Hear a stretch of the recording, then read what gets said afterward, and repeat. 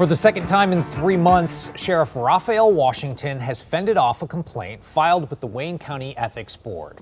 It all stemmed from a report by the 7 investigators revealing that the sheriff accepted gifts from a man who wanted something in return that he was later not truthful about. Here's 7 investigator Ross Jones. Back in February, the Ethics Board voted not to hold a hearing on this Facebook post from the sheriff seeking cash gifts for his mother on her birthday. The board decided that the sheriff made the request as a son and not an elected official who rules bar from asking for cash gifts. This time, the question centered on thousands of dollars in promotional merchandise that the sheriff accepted from this man who was seeking a badge from his office. According to rumors out there, this is the best way. What were the rumors? Approach the sheriff. And do or say what? What I did was I came up to him and I approached him with a deal, and we had a deal, and that's how I got my badge and ID. The man, who spoke to us on the condition that he not be named, provided the sheriff with custom mugs with his face and name, phone charging pads that touted his honesty, integrity, and experience, and personalized pens, too. Months after first offering the sheriff the items, the man was given a badge in the Sheriff's Reserve program without going through any training. When we asked Sheriff Washington about the gifts, his spokesman told us he never even used them. But that was before the sheriff realized we had a recording of him asking for more. Yeah, I need some mugs. I'm having a fundraiser birthday party. Okay.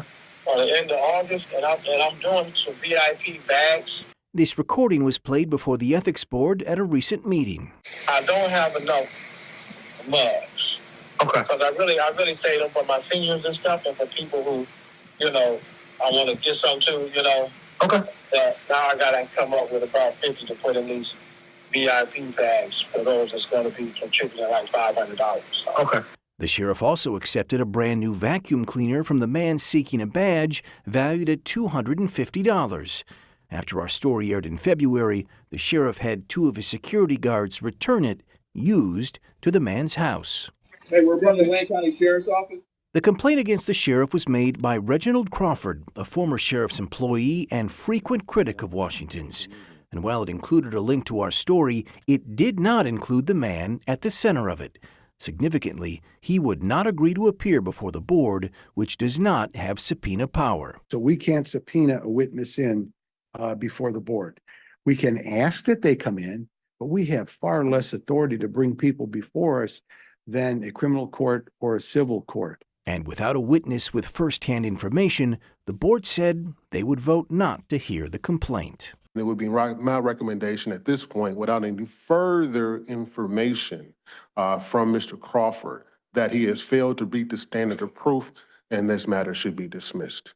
The sheriff's attorney, Todd Perkins, argued that the gifts Washington received were really just campaign donations, and since those are allowed under the law, the ethics rules didn't apply. If that was the case, the sheriff's campaign didn't seem to think so.